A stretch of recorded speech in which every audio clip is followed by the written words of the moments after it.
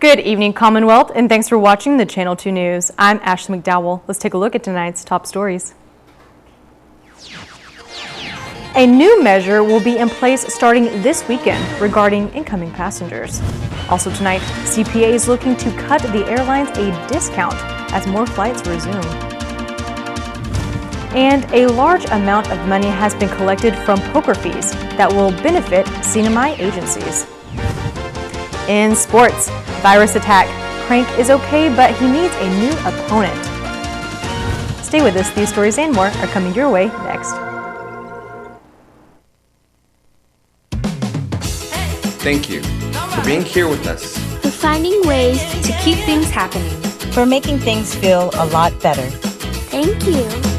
Energize, realize, feels so good just to be alive. Time's a gift, my time is free. I can spend it on you, you can spend it on me. I can say you'll be blown away by the change you see me. And I feel alright, dance all night, put a little flavor in my life. Thank you for staying strong with us.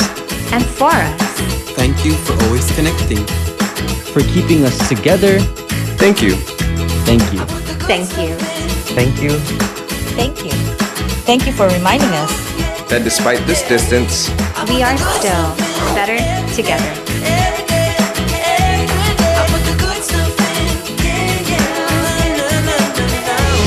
Docomo Pacific, better together.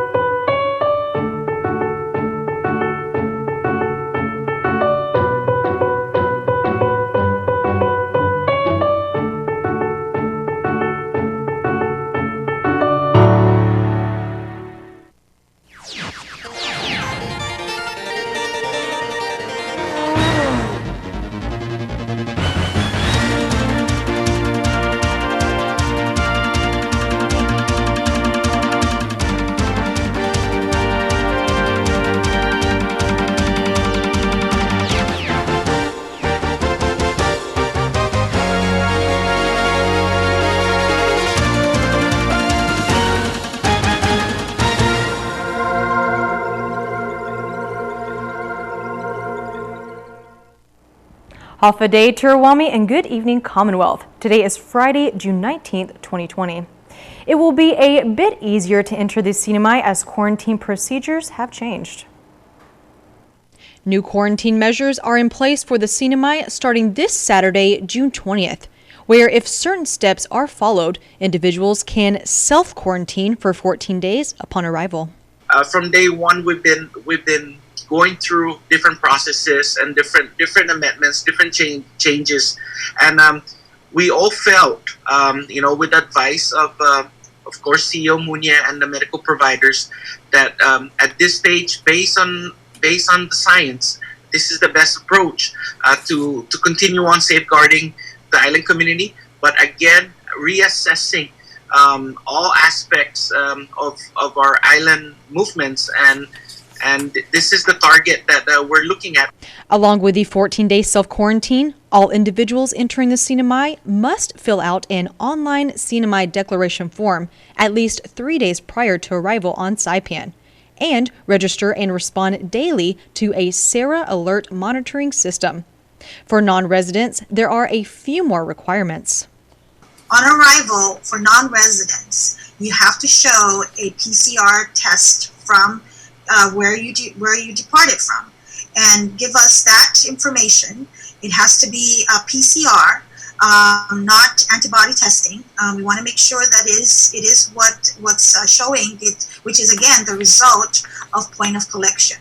And so you show that on arrival. You are also, one of the things that are required on the registration is that you are also consenting to testing. And so you will be tested on the date of arrival, and then you are free to go to your hotel and wait for your result. It's advisable that you stay within your hotel until you get your result. Non-residents who enter the CNMI without a PCR test must quarantine for 5 days at their own cost and pay $300 for a COVID-19 test on the 5th day. For returning residents, a COVID-19 test will be scheduled for 5 days after arrival, unless a test has been administered on the day of arrival. And a PCR test will not be required before returning to the CNMI. For residents, what's going to happen is that you come, again, you do the registration. You will be given an appointment of when you will be testing for the 5th day testing. If a resident does not show up for their scheduled COVID-19 test on the 5th day, the individual will receive a $500 fine. Anyone who does test positive for COVID-19 upon arrival will be immediately quarantined at Kanoa Resort, and contact tracing will be done. As of June 19th, the cumulative number of positive COVID-19 cases in the CNMI is at 30, with 2 deaths. The CNMI is scheduled to open tourism back up July 15th, and a discount to airline companies is in the works by CPA. The Commonwealth Ports Authority Chairwoman Kimberly King-Hines has proposed a 50% discount to all airlines that fly into the CNMI as a way to ease opening tourism back up come July 15th. What I'm suggesting is a 50% discount in terms of landing fees, enplanement, and deplanement. Obviously, at this point, we just passed a 2021 budget, which forecasted a zero collection in terms of aviation revenues up until January 2021. And with no collection projected, the 2021 budget for CPA has been approved at a 50% reduction. We're down basically to 7.8 budget, which is normally around 13, 14, 15, depending on the year. Last year it was about $15 million. And so given the substantial decrease in revenues, we've adjusted for that, taking out a lot of the operational costs and just focusing on paying the bond and personnel. Currently, CPA employees are at a 64-hour biweekly pay. Hines says the budget was approved with anticipation not to furlough any employee.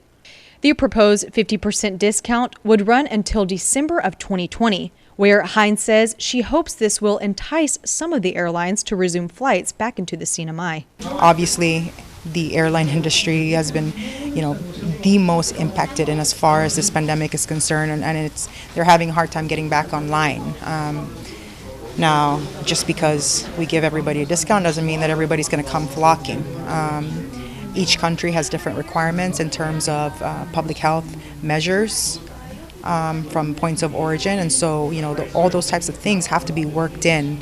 And so this is basically a whole of government approach in terms of, okay, let's address the public health concern in as far as putting together some mitigation measures, a testing infrastructure for tourists, as well as finding ways to kind of offset some of that cost that obviously, the airlines are going to bear or the government's going to bear. So this is, everybody just kind of pitching in and figuring out a way how to stimulate the economy and try to slowly get us back online, because it's not going to happen overnight. The CPA board will be meeting at the end of this month to approve the discounted rate for airlines entering the CNMI.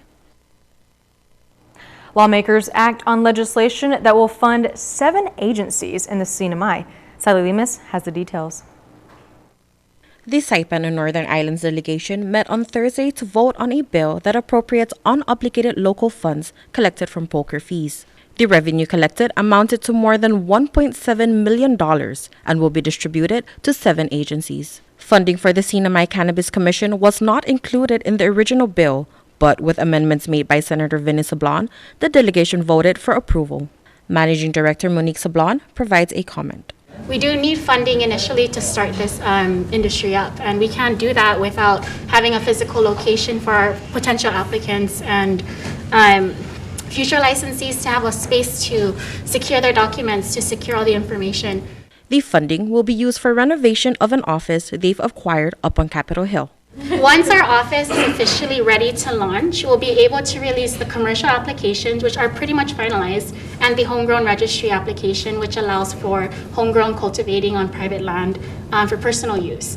Also not listed in the original bill is the CNMI Museum. Executive Director Daniel Aquino says they are grateful but with mixed feelings given the value of the museum. It was established inside a 94-year-old historical building. It designated the museum as the official state repository. The state repository is a place where everything is kept. Historical artifacts, bones. We have about 300 cases from the Hornbostel collection and from the Honest Prophet and other small sites that were where these items were discovered. These two areas are actually, they fall short of funding.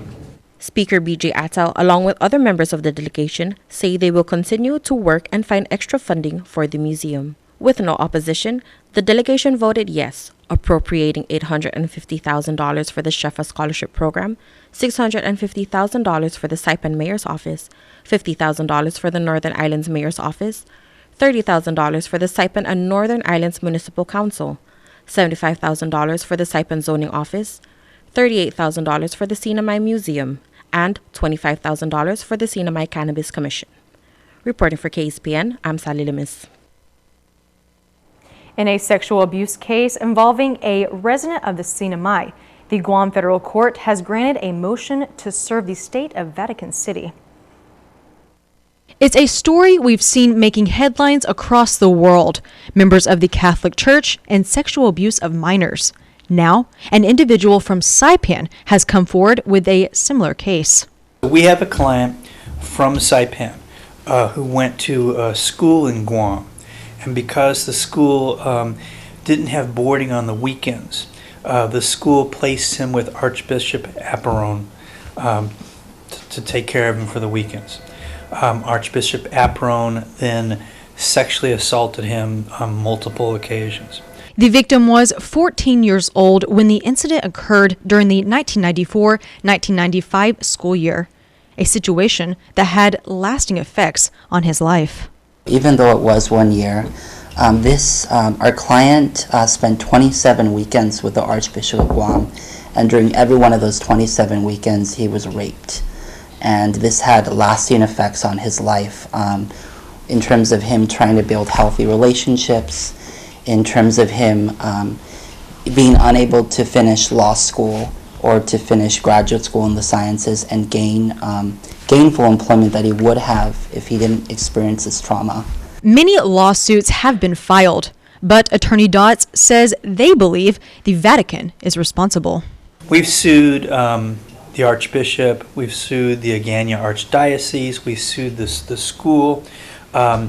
The Archdiocese filed bankruptcy. Aparone has kind of disappeared. We've heard he's in California, but but really we think who's responsible is the Vatican, the Catholic Church, because this problem is not unique to Guam. It's worldwide, and the Vatican has never stepped up to take responsibility for its priests. In fact, it's done the opposite, where it's actually actively tried to conceal and hide these cases. We have, in this case, we've named the Vatican as a defendant, and we're now going through a special process with the court to allow us to serve basically a foreign country, the Vatican. The federal court in Guam granted the motion for letters rogatory to serve the Vatican City. A complaint has been mailed to the Holy See by the court clerk, which was translated into Latin and Italian. When your defendant is a foreign country, there's a process you have to go through under the rules. It's called letters rogatory. And so that's the process that we're going through to get the Vatican served. Only 4 other states have filed motion for letters rogatory, where the Holy See was served by federal courts, but have all either withdrawn or dismissed. Attorney Ojeda states the process is complex. Things that were tough with filing this motion. One, the Vatican has not entered into a type of agreement where they've decided a method of serving a complaint. And there were 2 other things that made this motion really difficult. One is that the Archbishop of Guam filed for bankruptcy, and when someone files for bankruptcy, it stays or stops all of the proceedings. And so we had to show that filing a motion for letters rogatory would not affect the stay at all. And we argued that it wouldn't affect the stay because we're not going after the assets of the Archbishop of Guam, but we're going after the assets of the Vatican, who we believe is vicariously liable or negligent for the sexual abuse that has happened to our client. Dotz states they have asked for a jury trial where the appropriate amount would be awarded to the victim for the damages. He says if you have been a victim to sexual abuse within the Catholic Church, don't be afraid to come forward. There's been like 290 cases, I think, in Guam, something around that number. This reached out basically through Micronesia. I believe that there are other people in Saipan who were victims, other people I've heard in other parts of Micronesia and Ponape who were victims. Anybody who was a victim should not be afraid to come forward. Reporting for KSPN, I'm Ashley McDowell. Coming up, legislators are impressed as they tour the island's high-end casino. More after the break.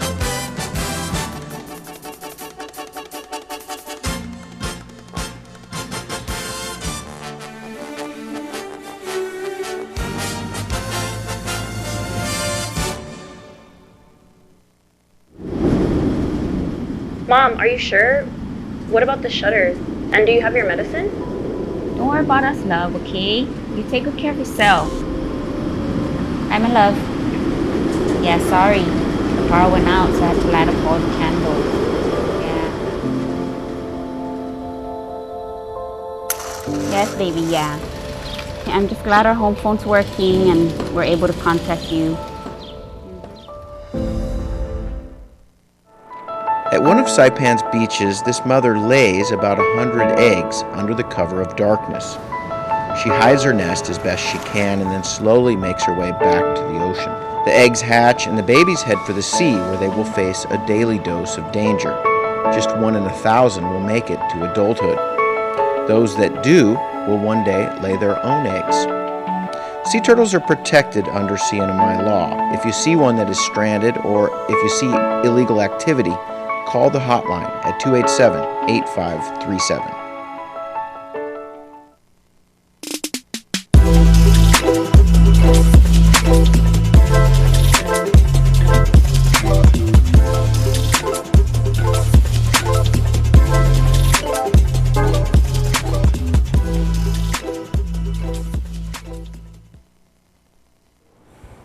Welcome back to the Channel 2 News. Complaints against Pacific Rim are raised by former workers who were forced to leave their family only to be treated unjustly. Sally Lemus has a story. They never give us notice, nothing. They just tell us we gotta go home. Trina Rahman left her family in Guam as she took Pacific Rim's offer to work on the casino, but only to be laid off in less than a year. Rahman says she was offered a contract to work under fire watch for the casino for 5 years. We went to work and then they told us we can't go up the Alimat because we're all laid off. But for what reason? We didn't know. Rahman says most of the workers were not treated fairly. At first, when we first started, we started 7 o'clock. Then they moved up to 6 o'clock. Yeah, and as a matter of fact, I still have a per diem that they owe me there. David Santos, another former employee under Pacific Rim, says he applied as a welder but was only paid $12 an hour. Santos was also let go before his contract ended and was called back to work as a labor worker. They want to call me up and let me know whether I'm going to get rehired. But then 2 months later, I get called to be rehired as a labor worker. Not a welder. These individuals claim that they have reached out to Pacific Rim many times trying to get answers, but have not succeeded. And what has Pacific Rim said to you guys? What was their response to all of your... We don't know, nothing, we don't know. They've never said... Nothing, no comments on nothing. Rahman says they hope to get justice and will not stop until it is done. Reporting for KSPN News, I'm Sally Lemus. Lawmakers were hoping to get answers from Imperial Pacific International owners during a tour at the casino. Several members in the House of Representatives and Senate take a tour around the island's casino. During the last CCC meeting we had here in the House, they extend a invitation to come down and look at the facility. And so we accepted. It was my first time to enter the casino, but we entered to the villa. We were not allowed to go to the gaming. It was closed, but they did take us on a tour of the villas. So it was very impressive, but at the same time, there's still a lot of work that needs to be done. But there's also uncertainty with what's going on with the federal case and all the suits that are filing. So there was more questions than what we were able to ask during the tour. Chairman of the Gaming Committee, Ralph Yumo, says they had wished to speak with the owners of IPI, but they were not present at the time. I did speak to the acting director, and it's going to be sometime in the future we would sit down. Right now there's even CCC is not also getting straight answers, so there is some confusion because the federal court has taken effect now, so there is a lot of moving parts now with the casino. It is what it is. We're just gonna have to wait and see if that does materialize, where we get to meet with the owners or at least higher ranking officials of IPI to get some clarity of what's going on with regards to payroll and other issues they have right now. Reporting for KSPN, I'm Sally Lemis. Thank you, Sally. Coming up, the Oleai Sports Complex gets a much-needed booster shot. Well, it's time for all of us to move forward, so let's move it.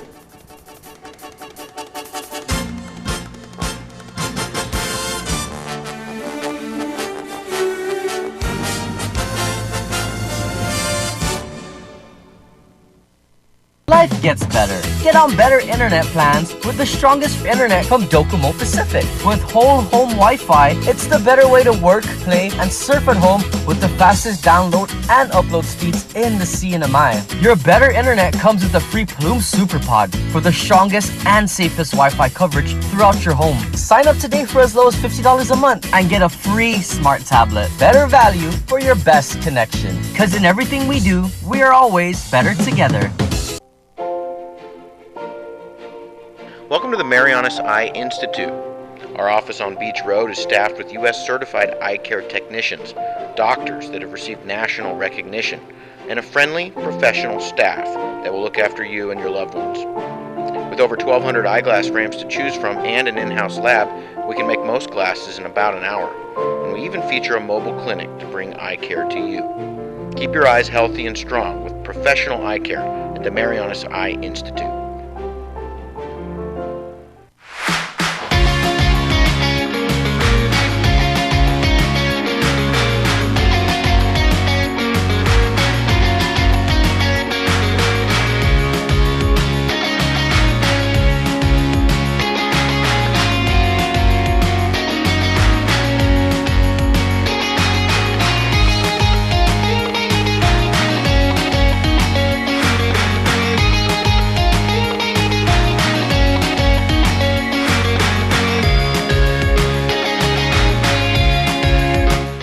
Buenas sports fans.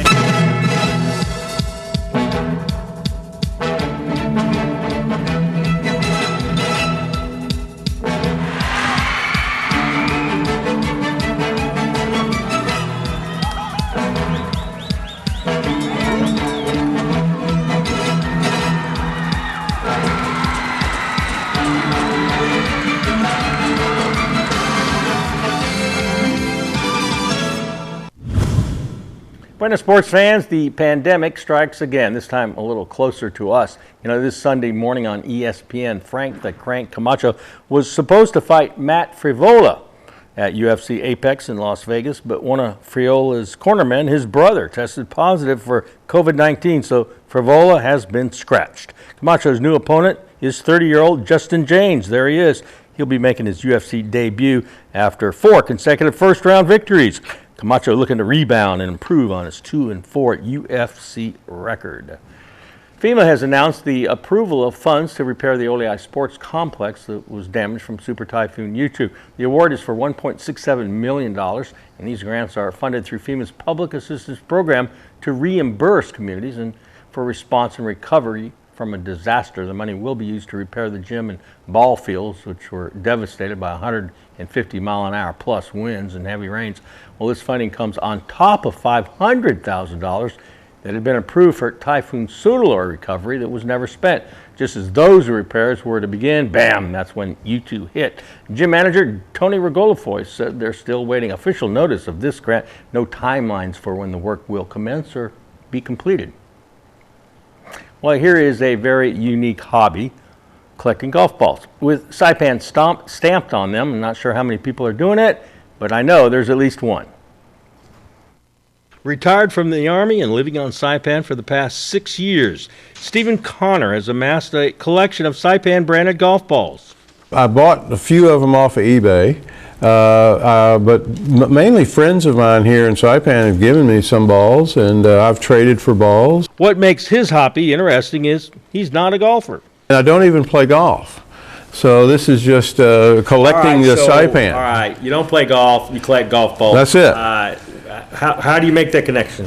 These are like coins a little bit because they've got something that has a value, intrinsic value. You can still use it as a golf ball, but it also has a historical value of these have gone through several color changes, design changes as people reprint their balls, and be able to show a little bit of history of what's happened here in Saipan. All right, let's see one. Let's take one out of this tray and show us what you got. Well, this was the first ball I collected. This was a 2005 ball. It was the 10th anniversary of the Governor's Cup, which is the Tournament of Champions, which they have every year, and they change the design sometimes. It's run by the Marianas Visitors Authority, and they're planning it this time in August. So will you be collecting one of those balls? If somebody gives it to you. I'm not going to be in the Tournament of Champions, so I would have to be the beneficiary of somebody's kindness. All right, I'll see if I can get one. And he's interested in expanding his collection. I'm trying to expand my collection, and anybody that has any golf balls, any old golf balls that they want preserved and would be happy to trade with me on what they have, I'd be happy to give out my phone number. Here's the windup and the pitch. I don't believe what I just saw. Get your game and gear at Gold's Gym Saipan. Group exercise is a great way to get fit and then stay fit. For something high tempo, go for a ride with one of our instructors in our new spin room. Let's roll. Pilates improves flexibility, builds strength, and develops control and endurance in the whole human body. It also improves coordination and balance. And the Shake Cafe is a great place to stop by for a meal replacement or supplement. See you at Gold's Gym. Go-karts, off-roading, and the driving range now open at Marianas Trekking. Go-kart track will be open Fridays, Saturdays, and Sundays with 50% off when you book online at marianastrekking.com, hours 4 p.m. to 7 p.m. Use the promo code HAFA50 to get your discount. Off-roading is open too by reservation. Come on a 90-minute trail ride that is perfect for families. Book online at marianastrekking.com. Golfers, come practice on the driving range. You can even pay online, and we will have the balls waiting for you. Come see us weekends at Marianas Trekking, 323-8735.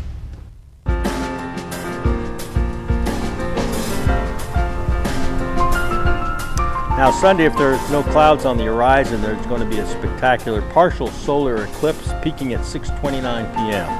A new moon will be covering the sun 88% totality. All right, today's high was 91, another hot one. The low 82, that ties the highest low of the year. Our heat index 103, humidity 61%. Tomorrow partly cloudy, isolated showers, east winds 5 to 15, high 90, low 80, seas 3 to 5 feet. Sunrise 5:47, high tide at 6 straight up. The low tide at 25 past 1 in the afternoon, sunset at 6:49. We had 13 hours and 1 minute of daylight today. Tomorrow will be 1 second longer than we had today. that is it. News, sports, and weather. And the weekend's going to begin right now. See you on